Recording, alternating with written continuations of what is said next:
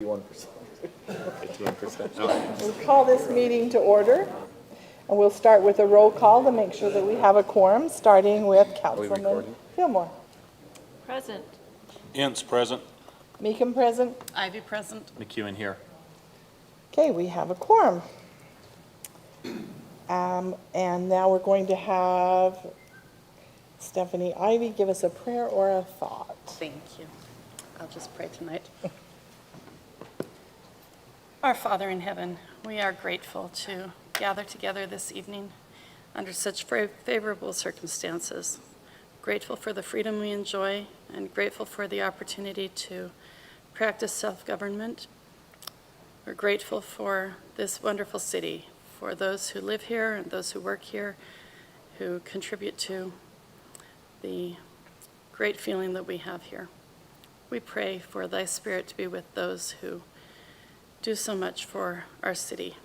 Will thou watch over and bless our first responders and our other employees who deal with whatever difficulties come up, that the citizens who live here can enjoy their residence in this city. We love thee. We thank thee for the blessing of thy Son, Jesus Christ, and for the opportunity to celebrate him at this time of year. We pray a special blessing of peace and comfort for those who are suffering at this time. Help us to look for opportunities to reach out and bless their lives. We love thee and we pray for these things in the name of Jesus Christ. Amen. Amen. Now if we could have it all stand to say the Pledge of Allegiance. I pledge allegiance to the flag of the United States of America and to the republic for which it stands, one nation, under God, indivisible, with liberty and justice for all. Thank you.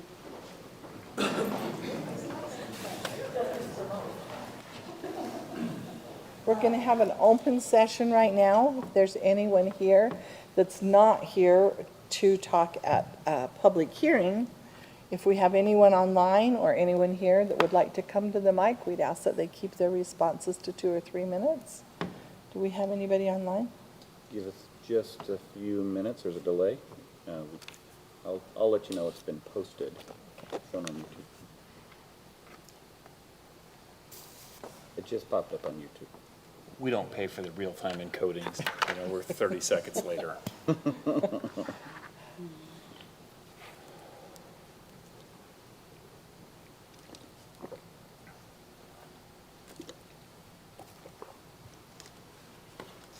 We'll give them just a minute to see if we've got anybody coming up.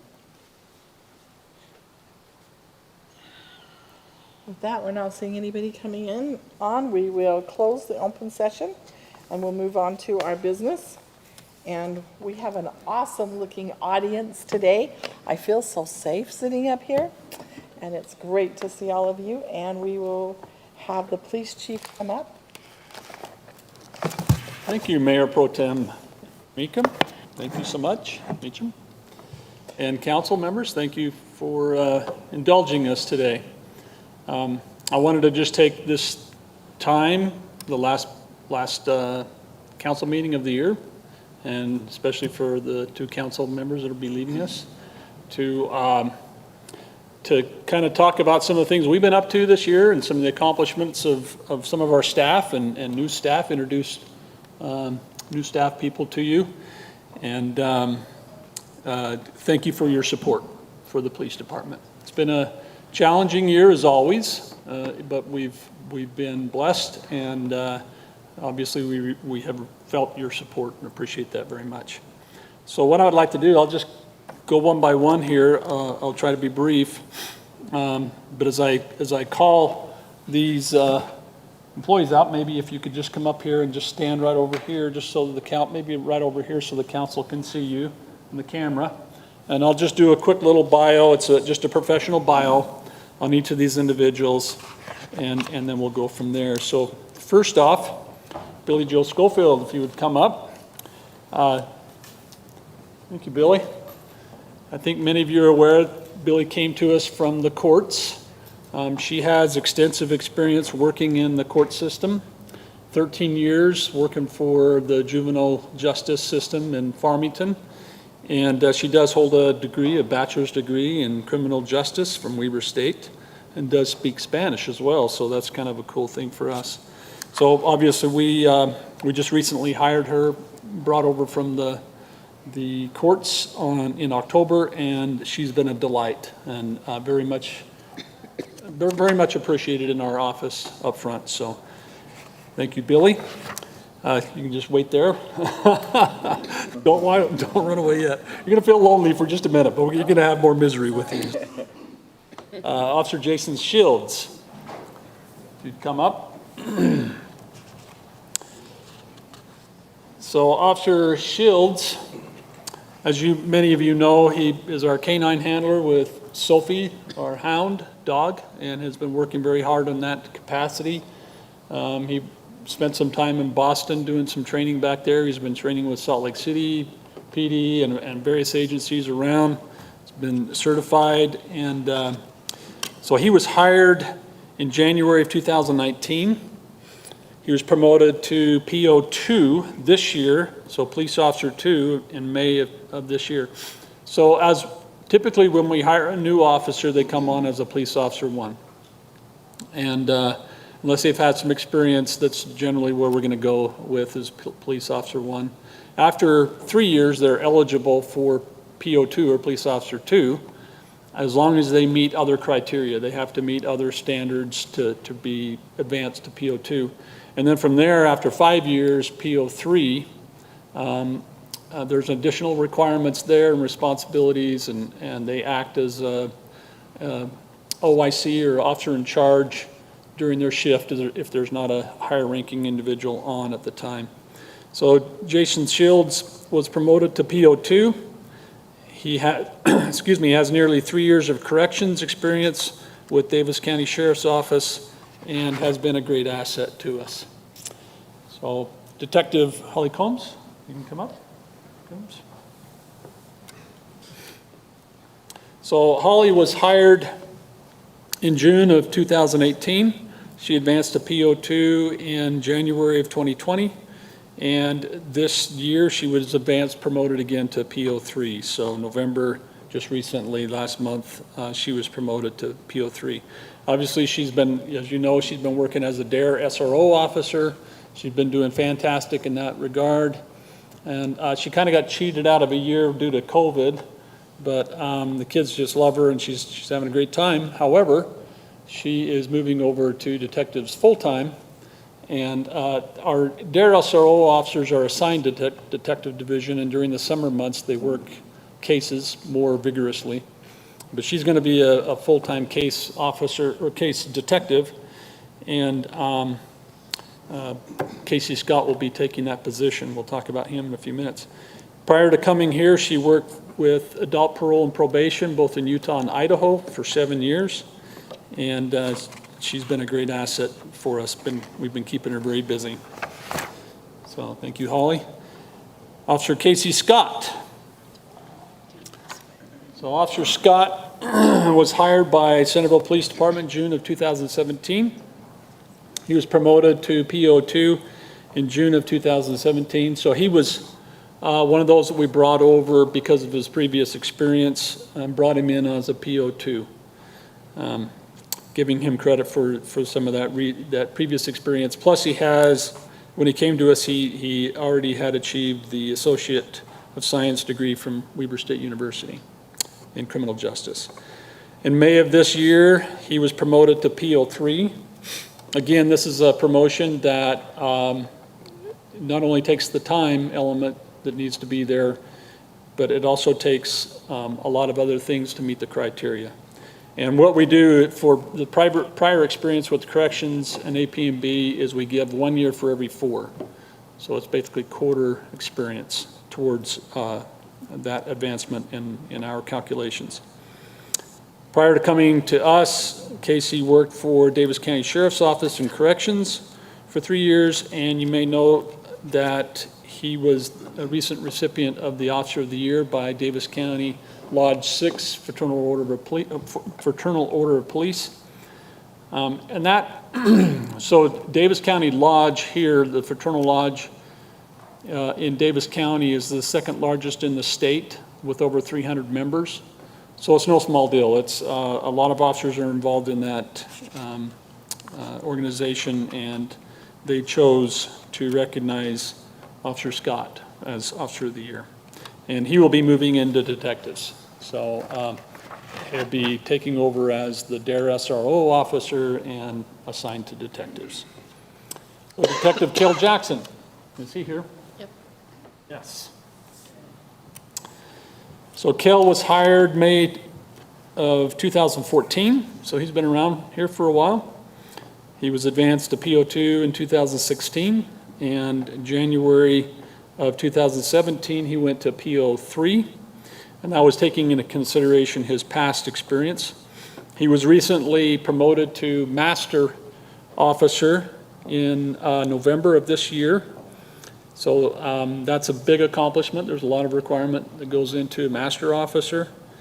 He has 10 years of prior experience in law enforcement fields, Davis County Corrections, and he was a reserve officer for 5 years for Ogden Reserves.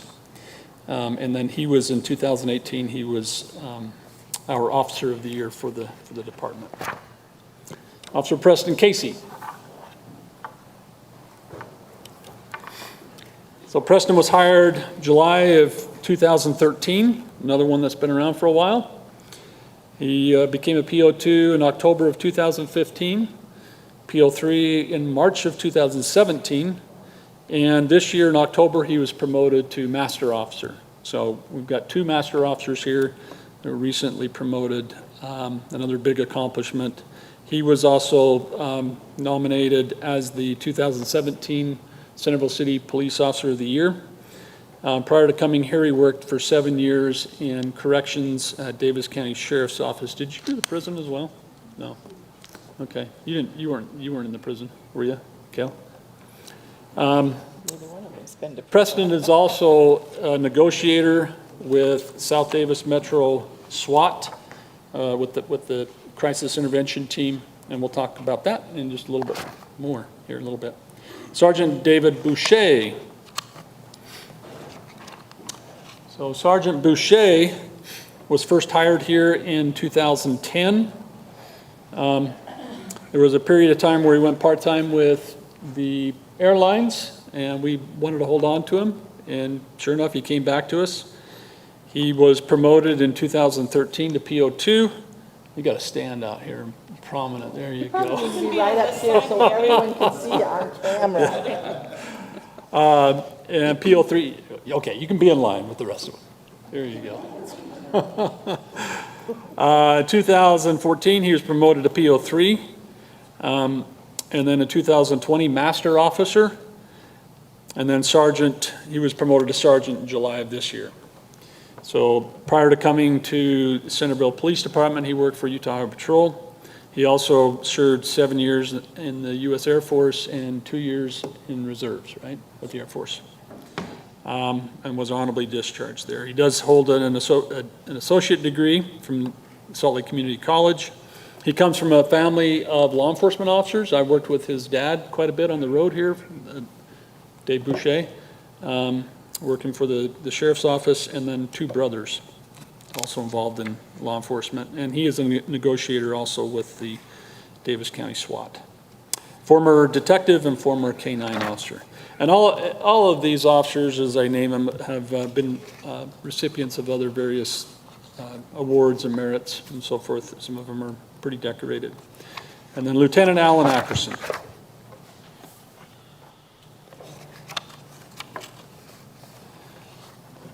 So Lieutenant Alan Ackerson has been with the police department for 17 years. He was hired in 2004, PO2 in 2007, PO3 in 2008. He was promoted to sergeant in 2013, and he was promoted in 2021 after we lost Zan Robinson in January of this last year to lieutenant. So he's my right-hand man and does so much work. He's a busy guy, and he does a fantastic job. So he's worked in patrol and detectives. He does hold a Bachelor of Arts in Criminal Justice Administration from Columbia College. He's quite often our top shooter, same with Boucher, Superior Fitness, and many other awards, and 2007 Officer of the Year. So, thank you, and congratulations to all of you guys.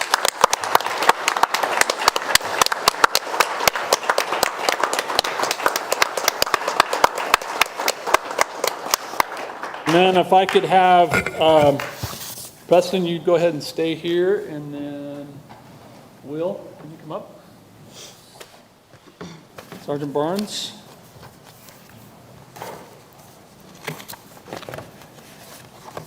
So the various agencies in South Davis County who administer and make up the crisis response unit.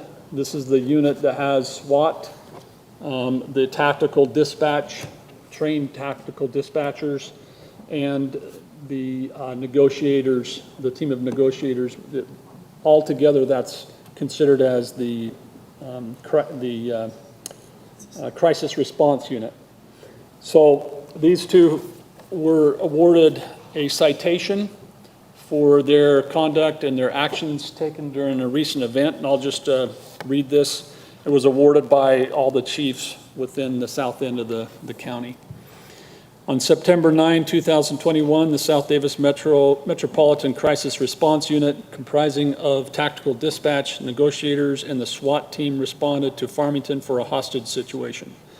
A suspect who was wanted for multiple aggravated crimes involving a handgun had broken into a home and taken 5 hostages in their residence. All members of the crisis response unit were called out to resolve the incident. Tactical dispatch helped to organize and document the response. Negotiators made contact on the phone and relayed important information to TOC, which is the Tactical Operations and SWAT team members, planned and rehearsed a deliberate action assault. The incident was eventually resolved by the death of the suspect, and all hostages were saved. The actions by the entire crisis response unit were critical to the success of the operations and brings great credit to themselves, the South Davis Metropolitan Crisis Unit, and the individual agencies that participated on the team. Signed, Chief Edward Beeler, Chief Chad Sof, Chief Brandon Erickson, myself, Chief Wayne Hansen, and Chief Saul Oberg. So I'd like to present these 2 officers with that citation.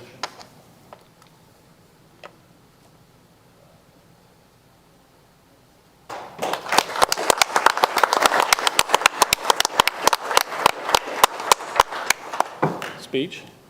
No?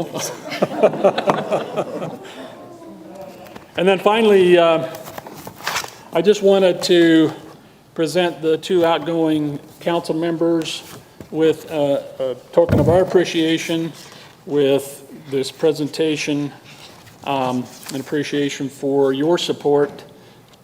So I'd like to present this to Stephanie and Tammy. And then I also have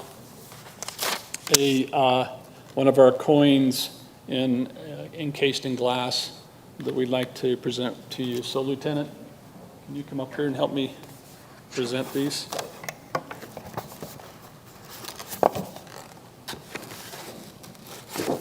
You want to grab those? Boxes. Should do the Bob Barker, come on down. No, thank you. Thank you so much. Thank you. Thank you. Good luck It's just with been everything. an absolute pleasure. There's a box You've for used that. 4 of them. Oh, wow. Just, thank you. And Stephanie, thank you Thank you. very My much pleasure. for your support. Thanks. Carrying box for I will need.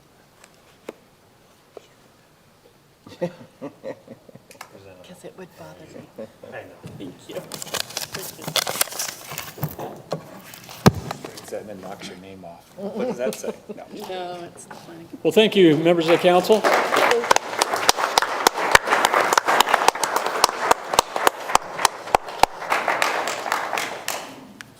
Chief, is it okay if we recognize Sergeant Brown and his degree. Oh, yes, sorry, I'm sorry. Yes, I was going to recognize Sergeant Brown. Walk up here so everyone can see him. Yeah, so this past week, Sergeant Brown received his master's degree from Weber University in criminal justice. And it was a long road for him. He worked many, many years, working a couple of jobs and raising a family and working hard and going to school. So congratulations to him. Also, Detective David Davis, who isn't here, earned his bachelor's degree this past year as well from Weber. So Awesome, Anyway. thank you very much.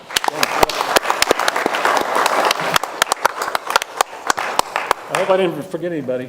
And your chief is a published author, and this publication was in your weekly update. It was a nice little article. I think it was well done, chief. It was an awesome article to read, but there you go.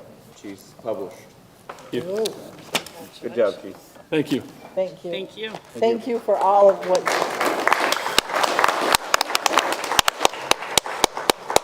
Can we take a minute and go down and shake their hand? yes. We're going to take a break for just a moment.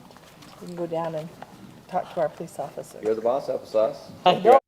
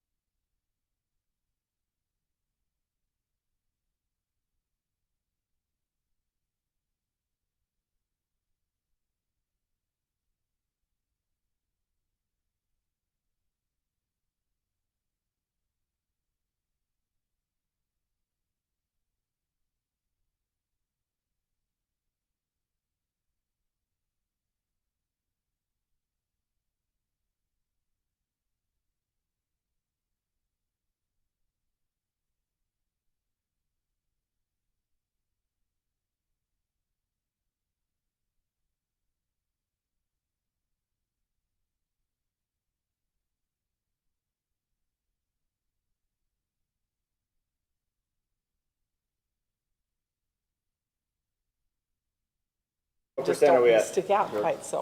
Uh-oh, it went into sleep mode. No, just Okay, kidding. we ready? We're back. What's our percentage? George is looking. I don't know, it's a very efficient laptop. It's Okay. probably still at 50%. So We're fine. So we'd like to Tell her reconvene, we'd like to reconvene our meeting tonight.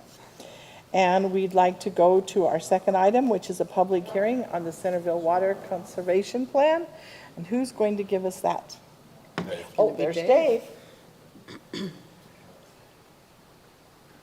This is not as exciting. I don't know, I think it's pretty good. Thank you for your support. Sing it. Could you sing it? Standing 42%, ovation. Robin, so. What's that? Can give you a standing ovation. Not deserved here. Thank you, though. That's not true. I don't know. Appreciate the You want to embarrass them, enthusiasm. we can do it.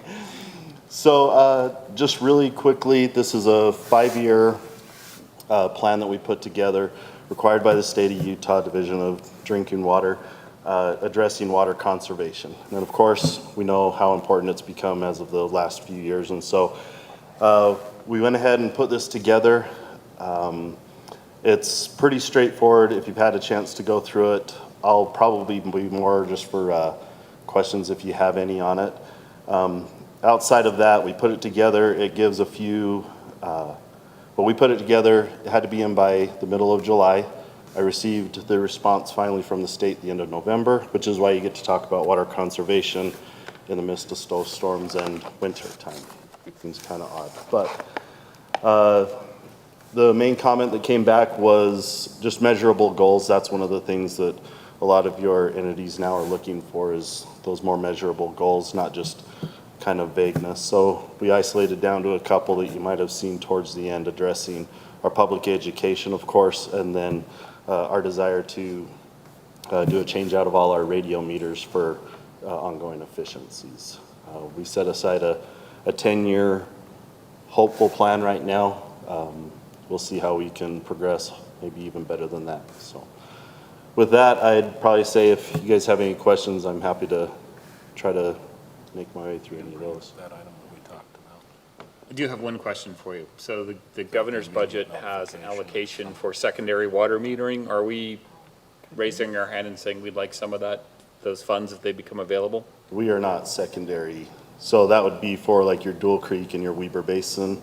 Those entities would be the ones that would qualify for that money there. No, I get that we're not secondary, but I'm like, are we talking with our partners? Are we? So Weber Basin did just complete all meters installed on the entire north end, which their district takes in from about Chase Lane North, roughly, give or take a few houses. Dual Creek is installing new meters on new construction right now, but don't have any definite plans that I'm aware of in conversation with them as far as setting aside the money to do any kind of big programs. We do have a grant that we're applying for and hoping to be a participant in, you've probably heard about, where it's a matching $75,000 matching grant that would help us change more of our meters to the radio reads. That would allow us to read throughout the year, and that's part of this plan, is being able to get more targeted information year-round. But so we're looking for some of those grants, but in that one, yeah. Okay, great. With the conservation, I'm concerned, and I know that, we don't read during the winter, so there's not anything we can do during the winter. But had someone who had a water leak in there, used a significant amount of water. A new young couple that didn't understand, they got a bill that was big, and the next month it wasn't big, so they thought it had resolved itself without realizing they'd gone from having their meter read to not having their meter read. But when the plumber came, he said most cities notify people if their water bill goes up a certain percentage for the month, they'll notify them and let them know that they probably have a water leak going on. And I thought, I'd love to see that for our residents, where and somehow we could get in our software program or something, that it kicks out people whose water usage is 10% higher than normal or whatever, so that they were notified that month. Because I think a lot of people, new homeowners, young renters, don't even understand that that's what a higher water, these kids didn't. They said, did your water bill go up $150? no, my water bill did not go up $150. So I think it would have been really good, had they been notified at that point in time, you probably have a water leak, you need to get hold of somebody or investigate. Because by the time they realized what had happened, it had gone on for 3 months. So I would love, and we could save a lot of water if, you know, by doing that and not having water being wasted. So in response to that specific instance, I don't have all the details. We've asked some questions about it. Typically, we do address high users that we see those big changes in the billing cycles or just the overall consumption.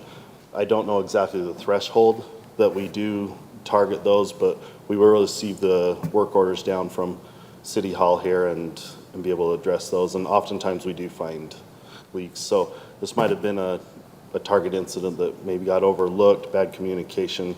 We'd have to look further into that one in particular. But we do typically target those that have a high read comparable to the month prior or You historically. do, okay, that's good to know. And then Because it was coming- leaking under their house, so needless to say, they had a crawl space full of water when they. Absolutely. And they said they thought their fridge was making a loud noise. You walked in the back door and you could hear the water. Just spraying out. Yeah, but they underneath didn't there. understand, and so sometimes we think everybody knows what we know, and it's not necessarily true. And then come springtime, when we come off of the average reads, then we'll have a lot of them that we've ended up with really high reads, substantial use in these off months, and so we are able to reach out to them. That is where the advantage would come in if we're able to have those radio meters and do it Right. monthly. We'd be able to catch these on a monthly basis as opposed to even 6 months from now. Yeah. There's a cost-benefit analysis. Upgrading to these meters don't necessarily pencil out a return on investment for us as a city, but it definitely, you can get to a point where you get real-time data as the property owner. You can see your usage for the day. That's quite expensive. We're nowhere near that, but really the philosophy in the past is kind of just keep it simple, the system as far as the meters. We're starting to make some of those upgrades, but if we wanted to really get to that point where you have a dashboard, real-time, it's going to require a pretty significant investment to make that change. Right now, we're changing them out to the radio, and we're doing as much as we can, but we're still. If we could at least Quite a get way them to read every month, that would be a big, And that still comes with a significant cost outside of us being the ones installing them, which we don't have the manpower that would be able to dedicate the time to change them all out. We're talking 4,000 plus meters. The cost that goes along with it is in the hundreds of thousands of dollars. Right now, you're probably $400 to $500 per meter, just material costs, including the meter and the radio. Well, I'll go on record as saying I'd like to get to as close to real-time reads as available to our individual water consumers. There are so many Internet of Things devices that people are modifying their behavior once they have access to the data. And I think water usage would be the same. I can guarantee you my wife would be, you took a 20-minute shower, didn't you? I'd be like, why? She'd say, here's the proof. You know, it'll happen.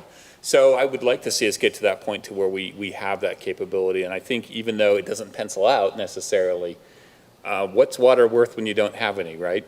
Very true. So I would prefer that in our long-term strategy that we look at making that investment towards being both, you know, from a technology perspective, a smart city, and from just a conservation of resources, a smart city. So to me, that the money would be well spent over time to do that.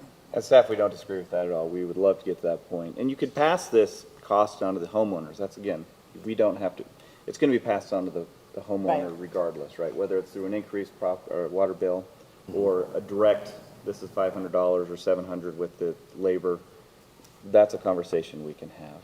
But we would love to get to the point where we have real-time data because it helps us be more efficient as employees. We no longer need to even drive around with some of these. You just have a command center. Essentially, all the data goes to this antenna tower and it goes to Dave's desk. And so he doesn't even have to leave to see what the usage is for all those homes. Yeah, and I think if you extol the benefits and said, look, you can be on vacation and know when a pipe breaks and be able to react to that rather than coming home and finding out about that. To me, there's a peace of mind that comes along with this. Even if you're not buying the conservation angle, there's a peace of mind angle that goes along with it. I know there's several insurance providers, USAA is one of them, that offers like free leak detector systems for the homes. So I wouldn't be surprised if we reach out to various insurance partners, we might be able to find some creative ways to get them to help participate in that for the residents. I mean, it's all long-term, but I think it'd be great. Not that I have any problems with the current plan, I just like 2.0 version, I'd like to do a little bit more. Well, definitely, and this is an evolving plan. We submit this one. That doesn't mean we can't do more, of course, and we'd Right. love to report even more dramatic findings and actions that we can take, depending on what we're able to do, but. Would you be starting over if you were to go to like a 2.0, or can you build and add on this? To go to that kind of system, what we're doing now is with our changeouts, all of them, all new construction have the technology that can go to the radio reads. And then it would be the installation of these towers and data collection devices there. So they're all compatible with what we'd want to do going forward. We wouldn't have to go back and retro. So what's Things the we bought. difference in the cost then for the 2.0 version, say? I don't know the hard numbers as far as the full dashboard and everything. I don't have that. The towers alone are in the tens of thousands per tower, and they came and did a study on our city, and we probably need 2 to get 100% coverage. What that would do is put one, say, a Public Works building, and then one somewhere in town or maybe up on the hillside or something that would be able to target each home specifically from it.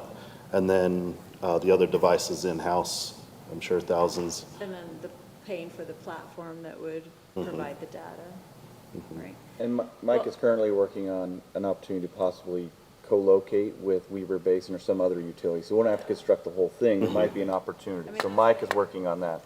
What we really want to see is if we're going to do this step and make this investment, make sure that it's a foundation for the other stuff versus, okay, now replace it with something else. Absolutely. And I yeah. couldn't agree more with George's points, especially the value of water. I heard you say, if you don't buy the conservation argument, and I can't fathom anyone not buying. There are plenty who don't see that, Well, then we have an education job to do, right? And I'm Which we've glad our talked about in the education is past. number one, because that is what we need to do. And like I said, I'd like to now be able to just let people know when they're going over as best we can, and then we can look at some of the other alternatives that we can go to. But I also want to keep our water affordable for our citizens. That would be a concern for me, because it has definitely taken a jump in the last few years. And we do have some targeting education. Our west side, for example, the industrial park and that, they typically are all on all of the west side is on culinary usage for our irrigation. And have some targeted education going to those businesses to try to help them understand and appreciate what we're trying to do here. Good. Do we have any more questions before we go to the public hearing? Do we have any kind of a report abusers hotline available for the city? So the state did implement, for lack of a better term, kind of a tattletale hotline where people were able to submit high users where they would see. We have had a couple users in town that we did get that information back, and we were able to reach out to them, and we did see success after we've been able to notify them. Can you maybe make arrangements to put something on the website about that? I have personally gotten a number of calls where people want to call me and report the abusers to me, and I guess I could write it down and get it to people, but it'd be much more effective if it was just there. Absolutely, yeah. So part of our next 3 months in the plan is part of our education, so we'll be doing some more stuff, coupling with Bryce as far as Facebook and our other social media, and then just our website. We're gonna update the water department section to add things like that. Right.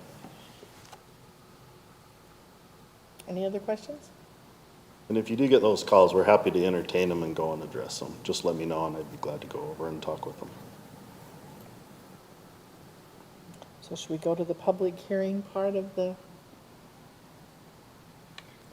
Yep, so if you want to open it up. we'll open up the public hearing?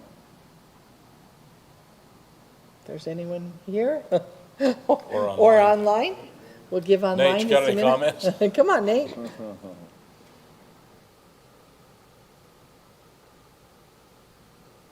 Yes, you can do it. Checking to see if you can spell watermark as a phone number. It's an Arizona number. Got nobody, Jake? Nope, nobody. I guess seeing that we have nobody online or here for the public hearing, we'll close the public hearing. And I would motion that we approve Resolution 2021-42, the Water Conservation Plan for 2021. Second. okay, can we take a roll call vote? Aye. Aye. Aye. Aye. Aye. Okay, very good. That was unanimous. Okay, we're going to move down to. Thank you, guys. Thank you. Thank you, Thank Dave. you very much, Dave, for all you do. Municipal Code Amendment CMC 2.3 on the voter participation areas. Thank you. Yes, we have proposed ordinance amendments regarding our voter participation areas. Back in 2019, the state legislature required municipalities to create these voter participation areas for purposes of calculating for initiatives and referenda. And we did adopt an ordinance, and the state code requires us to update that before January 1st, 2022. So we adopted it, and then we update it now, and then it's going to be every 10 years from now to sort of coincide with the census. And so we received these maps from Davis County. We appreciate their hard work on these. There are some complex calculations. These voter participation areas have to be contiguous. They have to be of fairly equal population, and they have to follow our precinct boundaries. So the county has taken on that role for all the cities and provided those. And so staff is recommending approval of ordinance 2021-27, amending our voter participation areas. And I just wanted to highlight for you that there is a revised version of the ordinance. We did request, with the maps, we didn't get the specific precinct. So we requested, which, because I could not line them up. And so we finally got those precinct numbers. So there's a revised ordinance on there, just amending the precinct numbers in the first section. So just recommend you adopt the revised version. And there is not a public hearing required for this type of amendment. Okay, Make a motion that we approve ordinance 2021-27 on voter participation areas as revised. Second. okay, we take a vote, starting with Councilman Fillmore. Aye. Aye. Aye. Aye. Aye. Thank you, that was unanimous. We will move on to participation in the national opioid settlement. I assume Lisa's going to take this one? Yes, thank you. A few meetings ago, we discussed this matter, and the council agreed to at least register to potentially participate in these national opioid settlements. There's two settlements, one for the distributors and one for the manufacturers. It is a nationwide settlement, and as we mentioned, it's a two-step process. Each state has to agree to participate, and the state of Utah has agreed to participate, and then they need to get the participation from the counties and the political subdivisions. I think, as I've mentioned, it does provide that cities, municipalities over 10,000 in population potentially can participate. And so I'm not certain that Centerville will receive any funds in this, but it's mainly to provide additional funds to the state of Utah. The more cities that participate, the more funds the state will get. And I think I've also mentioned, though, that Davis County, the counties are still working with the state on coming to an agreement of how those funds will be shared between the state and the counties and therefore the cities. But in my mind, that debate is up to them. I mean, Centerville doesn't really have a dog in that fight. So I'm still recommending that we approve and enter into these settlement agreements and authorize the city attorney to sign them. Do we have any more other comments or questions? I'm actually recommending we don't participate, and the reason why is because the federal bankruptcy judge just ruled that the Sackler family cannot receive the immunity as part of the settlement agreement. which is causing several entities to look at again how they're pursuing this, because basically, and I'm just going to be blunt, the Sackler family has blood on their hands, and to be able to pay $4.5 billion and maintain $13 billion in assets when lives across the world have been destroyed by that pharmaceutical company that they own, I think it was unconscionable. Now, when we looked at this last time, that was not an option because the immunity had been granted as part of the bankruptcy, but what has been come out in the last 3 days in the overturning of that immunity is it's inconsistent with federal bankruptcy laws, so they don't have that immunity. Davis County, as far as I know, and you'll have to correct me if I've misunderstood the commissioner, it hadn't signed on. They're actually involved in their own lawsuit with the pharmaceutical companies directly. So they haven't actually dropped their litigation. And I feel like from a standpoint of where we are, sure, you could take the bird in the hand, but I do think that from a moral perspective, the Sackler family needs to understand that communities across America have had residents destroyed, and you can't buy your way out of this one. You have some civil liabilities that you need to be participating in. That's my viewpoint. I don't know where everyone else stands. So I did talk to the Davis County Attorney, Troy Rollins, but that was a month ago. That was before our November meeting. He did mention that obviously many counties in the state of Utah have filed their own lawsuits. And so that's why they're debating with the state over the settlement. In my opinion, Centerville withdrawing is really just a moral issue or a statement. It doesn't change any of the situation, any of the facts, any of the immunity, but it would reduce the funds potentially to come to the state of Utah to address this epidemic and provide significant funds to make a difference. I appreciate the idealistic stance, but in my opinion, this situation calls for realism. And the reality is we're not going to take it further as a city, so I think we need to participate in the settlement. And there is some debate in some of the meetings that I've attended, or the virtual meetings, if Davis County does not participate or they don't enter into an agreement with the state, the question is then, do the cities in Davis County get to participate? And there's still a question. So really, it goes from the state to the county, and the cities are the smallest players. But as I said, we can at least help more funds come that people are arguing over who should get them, which in my mind is a good thing for the people of the state of Utah. I think the state should roll the dice again, sue them, and get some more money out of the Sackler family. I just don't think it's right to let them walk under this agreement. They walk and maintain their status as the richest family in America. We don't even allow drug dealers or arms dealers to walk away with that much money, but we'll let a pharmaceutical company do it, and the owners of said pharmaceutical company. So does will it impact what Centerville gets or what the state gets nominally? I think it's a good statement to make from the standpoint of if you know anyone or if you've paid attention to the amount of naloxone that's administered in our community. It's certainly a problem, and it is devastating to lives. It certainly is. If the whole council said, yes, we don't want to participate and we think that the state should continue to fight this, will it impact necessarily the funds coming to Centerville? I doubt it. I mean, a lot of that's going to come through the state programs and state prevention anyway. Naloxone distribution will probably continue the same in our community one way or another. All I see that this does, this settlement right now, and it's a settlement over the course of 10 years, so it's not even like a lump sum. It's basically proceeds from profits. So we're going to allow these bad actors to continue to act, and we're going to allow them to continue to perpetuate the problem by, not receiving any consequence. So. But that's about as far as I'll take my moralistic stance. I'll leave it up to each of you individually, but I just don't think it's right in the form that it is. We're letting money speak, and lives have been lost.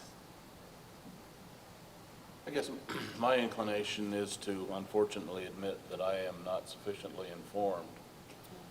And it says by January 2, What day of the week is, see, January 2 Sunday. is a Sunday?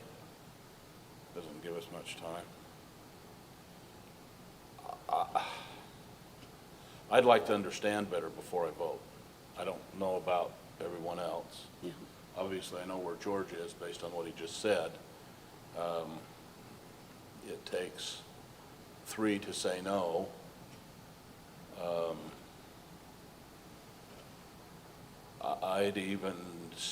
I'd request some information about where to go and study it further, and then to do a Zoom meeting either next Tuesday or Thursday to vote, because I feel I was going to vote for it until I heard what George had to say. I was just uninformed. I don't know that we can give you much more information other than if you want to read the news about.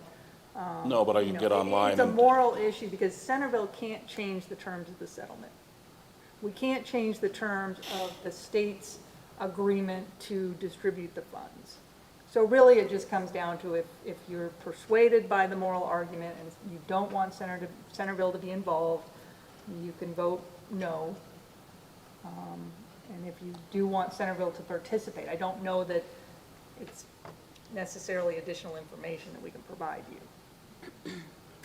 Well, I don't know, George, correct me if I'm wrong. Your opposition is not based on not wanting us to participate in the benefit. Your opposition is based on the fact that the benefit program put together is ridiculous.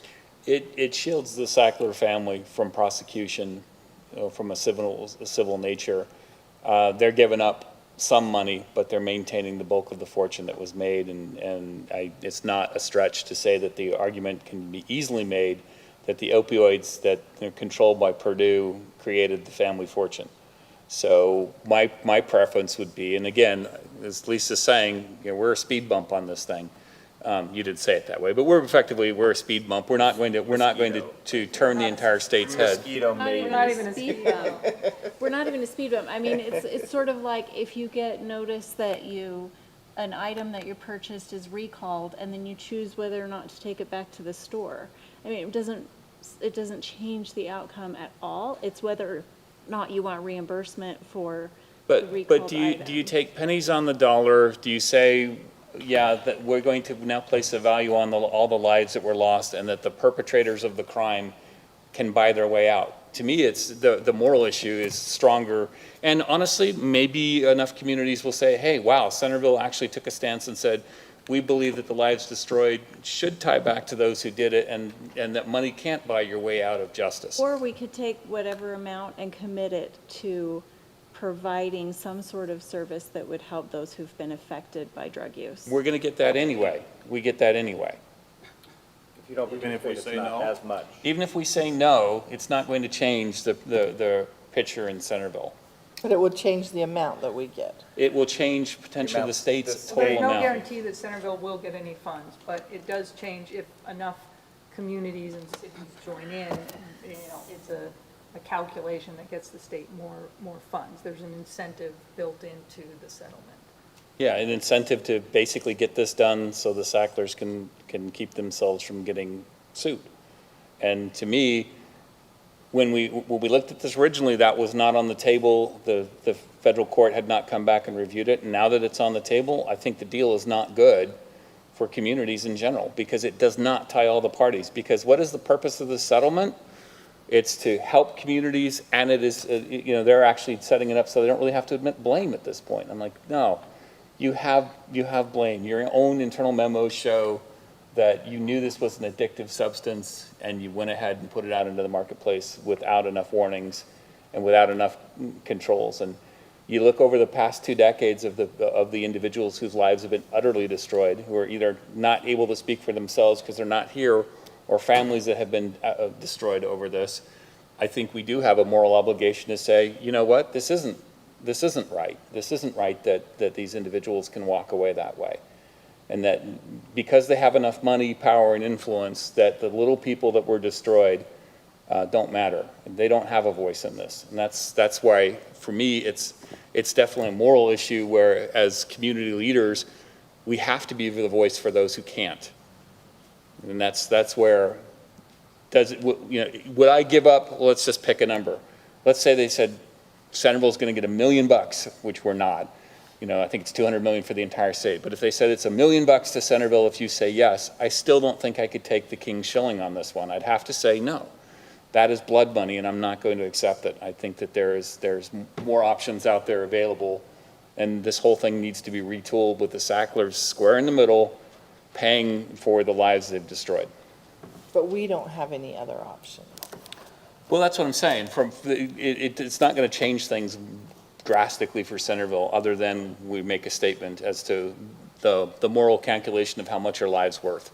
And I agree with everything you say. My only concern is if we were to get the money, or the state were to get the money, and it were to help the people that got hurt, I don't want to hurt them again twice because we didn't take the money.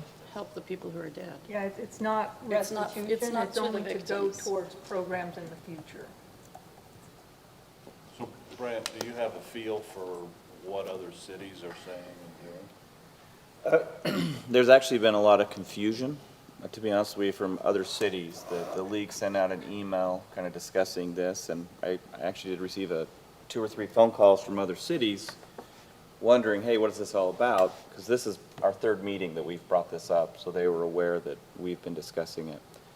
So other cities, probably aren't going to take any action because it's required to take action by January 2nd. Aren't going to take any action, meaning they're not going to vote for it? Possibly not. I know one city for sure canceled their meeting for tonight and aren't going to take any action, just because the information came to them much later. I will applaud Lisa because she's gotten this information to you well in advance and has been up to speed, whereas some other cities haven't had that privilege of the information. So the cities you're talking about are in effect voting with George, but just because they're not voting? Just because they're not voting. It's not necessarily saying, I will say that the conversations I've had with other city managers, they would participate. Again, the money is available. The settlement's not going to change. Now, even if it's back on the table, if the terms of the settlement change, then yes, that requires a different conversation, but that's not official, or hasn't been at least given down to us, or even the counties or the state, for us to revisit this. And that's where our recommendation is. Let's try to increase the amount of funds coming to the state, whether or not we directly benefit from it. Until the terms of the settlement change, this is the direction we recommend. If there's something that comes back down from the courts that kind of says, well, this is kind of out the window, then we have to restart. But we haven't received any direction. The only thing is just a news article or some updates. Yeah, and that's not sufficient for us to But change if our recommendation at this time. if we don't take a stand from a moral perspective, then I don't know that you're going to get a change to the settlement, because it's going to become a business calculation, and you're not going to have enough of an outcry of individuals speaking out on behalf of those who can't. Let's say there are a number of communities who do say, look, we're not participating. Great. Is it going to change? Yeah. What will change is other states will receive more of the settlement, because I highly doubt the settlement's going to change. I don't know, that's a legal question. Now, but see, that's the calculus that drives me nuts. So if you don't agree with accepting the blood money now, you are forfeiting your right for future participation? I think this discussion and what you're sharing right now speaks volumes, whether or not you say yay or nay to this vote. But the position that you're sharing, saying, look, we're on notice and we're reluctant, but we want to make sure we get the funds to the state to create those programs to assist those that are still struggling from this epidemic, then that's, now, look, Yeah. if you say no, Yeah. then. No, I hear where you're coming from. I don't think that Centerville is going to move the needle if we say no, other than it enters into the public discourse that we think the citizens of Centerville whose lives were destroyed through the opioid crisis are worth more, and that those who perpetrated the crime should be held accountable as well. And my calculation from the administrative side is saying if we vote yes and we support the state, then are we front of the line to possibly get some of that funds that we can give to our police department to purchase Narcan that we desperately need more of, or other things to assist in our. Narcan was available for free. Their items are getting expensive as far as dealing with the drug use. So if it's programs or services that Centerville can take advantage of for the police department, and we said yes, we signed on, Does that say we're gonna be first in line if the state opens up these funds as far as grant? I can't guarantee that, but But it probably puts us ahead of the line than if we said no. I would hope so. That we showed participation. Yeah.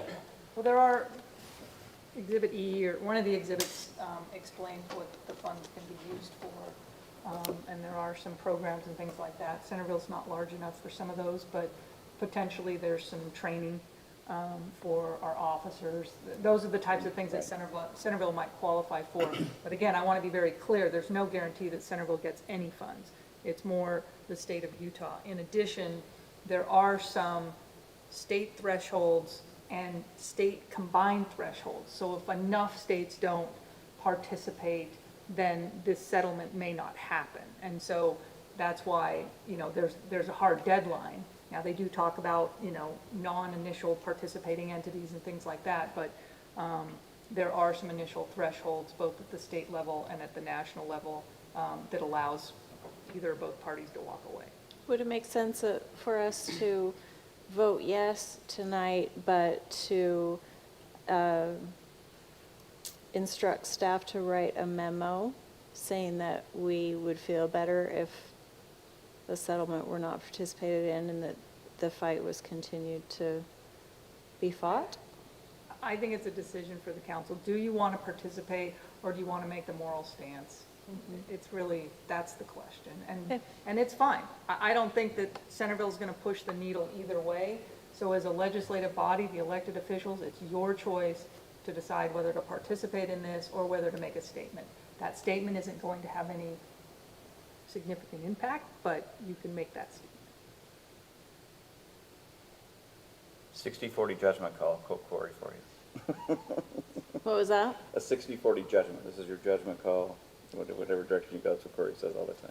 And Lisa, if enough states don't participate and that threshold is not met, then what's your understanding of what happens then? Then the distributors or the manufacturers can say, okay, well, that's not enough participation, because, you know, they want enough participation in the settlement so that they're not dealing with all these other lawsuits. But if only half the states participate, then they still have to fight 50% of the lawsuits that are still out there. So the documents allow them to not take the settlement. But this is what a settlement is. It's compromising. It's determining, you know, the cost benefit and whether it's worth it, or whether all of these, I don't know, there's something like thousands of lawsuits to allow those to continue. You know, and those can move on. But So hopefully that clarifies the. Yeah, it's as clear as mud. Like mine, yeah. Well, it does boil down to is that neither way that we vote is going to, I think, impact the city. We're not going to, I don't think we're ever going to see funds for this one way or another. It's just what are we signaling in terms of what represents potential, you know, future restitution and the damage that's been done in communities. That's really what it boils down to. So if that's one that you can vote on, Well, I say just, we make that call. it's been a really fascinating discussion, and I would just say that we're coming from the same place, and that is concern for the problem and the people that is affected. And I would just go the different direction and say, I want to increase any chance that I can that more funds will come so that we can provide more preventative and services that deal with the problem at hand. So I appreciate your points and your passion about it and agree wholeheartedly with those. And I would just go a different direction on it. Where you want to go on this, Mayor? I do feel like it's appropriate to vote on it tonight. We've already spent more than enough time on this, so. Yeah, unless there's a substantial interest in people doing their own research on it and having another vote, or having a telephonic meeting either Tuesday or Thursday of next week, giving people time to reconsider. I don't think we should not vote. I would almost prefer having more time. If there aren't other people interested in more time, then I guess, in spite of George's urging, I'm going to vote in favor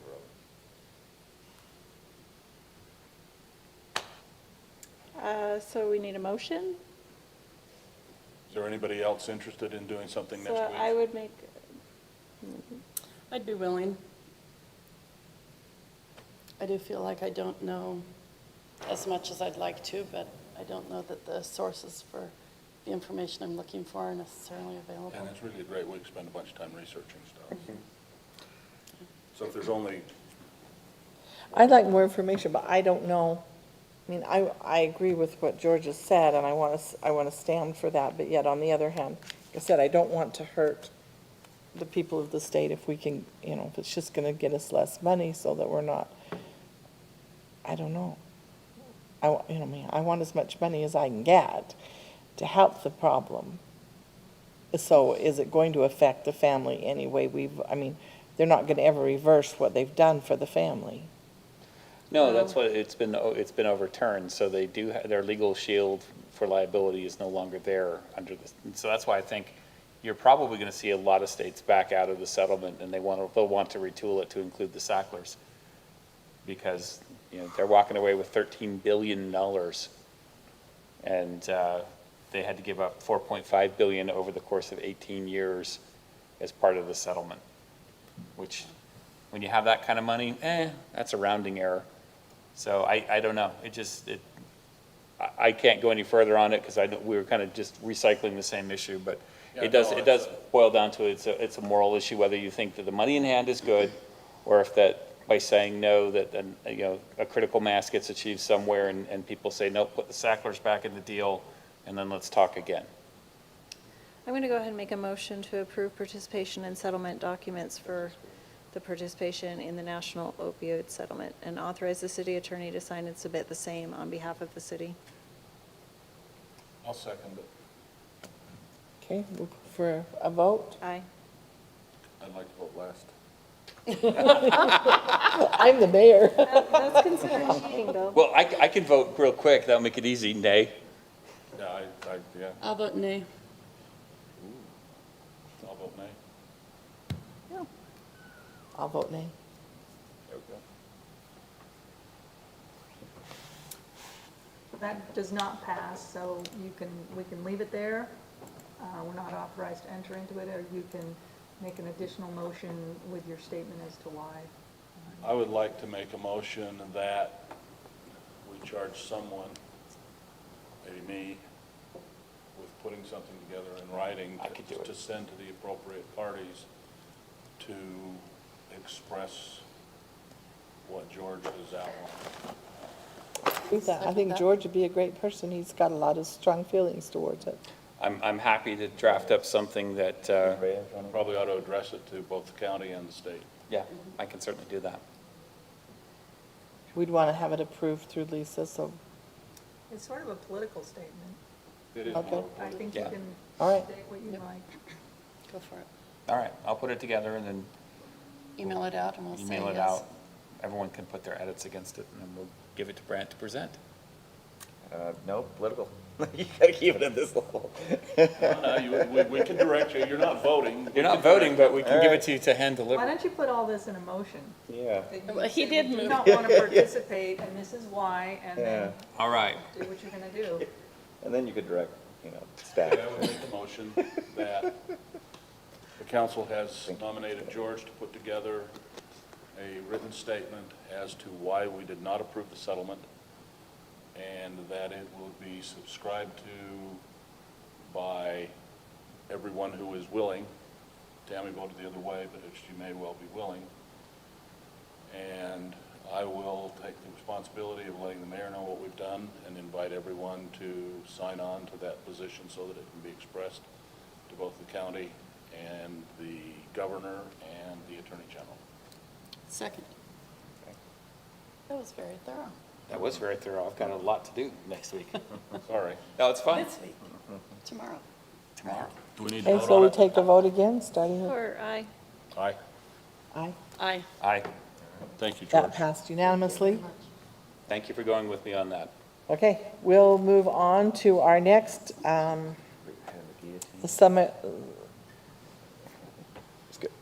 summary action calendar, which we have a bond reduction and the start of a warranty in the amount of $20,095 for the Legacy Land subdivision. Are you taking this one, Lisa? Sure. That said Kevin. It's not as a coming up, summary. but anyway, our city engineer has recommended a bond reduction. And The remaining amount is just that 10% that we hold on to until the warranty is over. This is just the standard bond reduction number 3 for this. How much is the 10%? I believe 18,000. $20,095. Remaining bond amount is $18,095 will be the remaining bond amount. Okay. Okay. We got a motion? Or any Make a more motion to questions? approve the summary action calendar. Second. Okay. Go Aye. for- Aye. Aye. Aye. Unanimously, that passes. We'll move on to the monthly financial report. We're going to have No anything on that? presentation unless you have questions for staff. Okay, anybody have any questions for staff on that? All right. Thank you. Now we'll move on to the minutes review and acceptance. Do we have a motion on that or any changes on the minutes that we know of? Motion to accept the minutes as recorded. Second. Aye. Aye. Aye. Aye. Aye. Okay, so we've done that. Does any of the city council people have a report? I don't have a name for the city council. Councilmember Fillmore is listed on. Oh, okay. I don't have that listed on there. But we took your document away this time. Your attachment's been on the last two, so. Oh, there it is. I see now. Okay. So now it just has your name but no attachment, so. I don't think anything new from last time, other than the Parks Committee is interested in getting the master plan actually adopted. I think they wanted to make a couple edits to it, so I think they're shooting for January or February for that. And we've obviously made some progress with deciding about pickleball courts and letting them move forward with the grant submission. And then I'm just trying to remember what's happened. I think that it would be the same as what I told you last time with the rec district, that we decided not to move forward on the bond question for this time, but that the process of gathering more information is absolutely moving forward so that we just decided to have some more solid information to present when we do present the bond question for the rebonding. So. I thought in your last report, you had said that the pool was about ready to reopen. Yes. So the very frustrating and disappointing difficulty with that has been the shipping delays that the whole nation has experienced. And so we've just had parts that we've had to wait for to be able to put the roof back together, even though the work is done. It's been very, very frustrating. It really hurts our bottom line. It's frustrating for our members. It's just like pull your hair out frustrating, but you know, things are sitting in the ocean waiting to land on the land. So I have recently been told that January 1, is that not good either?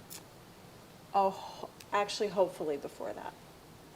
So, but I mean, I don't want to get anyone. You don't want anybody getting mad at you? But yeah, I think January 1's generous, so.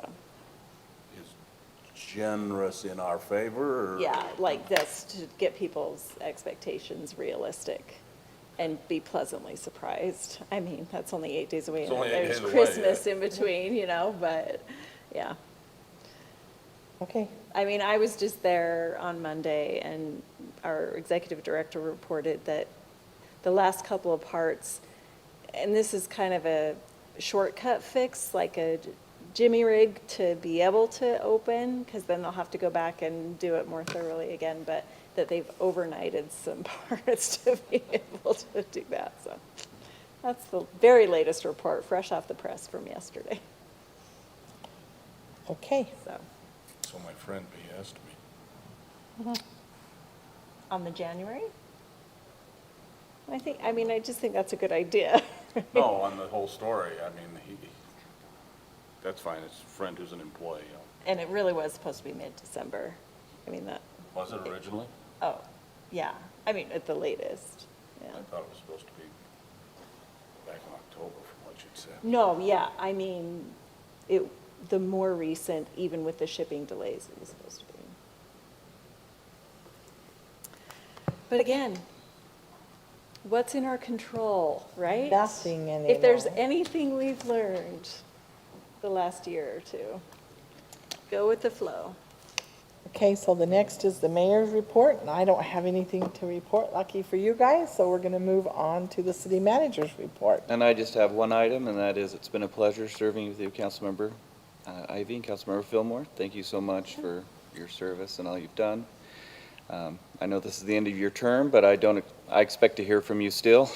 You're still very much involved in your community, and I will appreciate the heads up and the phone calls. Let me know what's going on out in the community, so, but thank you. Open really. invitation to still bug you? Still bug me. Right, I'm you always got it. open to feedback, but it's been a pleasure. Thank you for hiring me 3 years ago, almost 3 years ago now. Isn't that unbelievable? But it's been a pleasure. Thank you. Well, going through the process of hiring you will be like on my top few bullet list items of accomplishments, so Appreciate that. Thank we're you. glad to have you. Thank you. And I'm not the mayor, but I appreciate you both very much. I've tried to think of some of the major things that I feel like you've contributed to our city, and I think Tammy was a big part of Island View Park and being on the Parks Committee and helping coordinate that between the council. I appreciate her being on the rec board and helping us get the loans for our fields. I think she played a big part in that.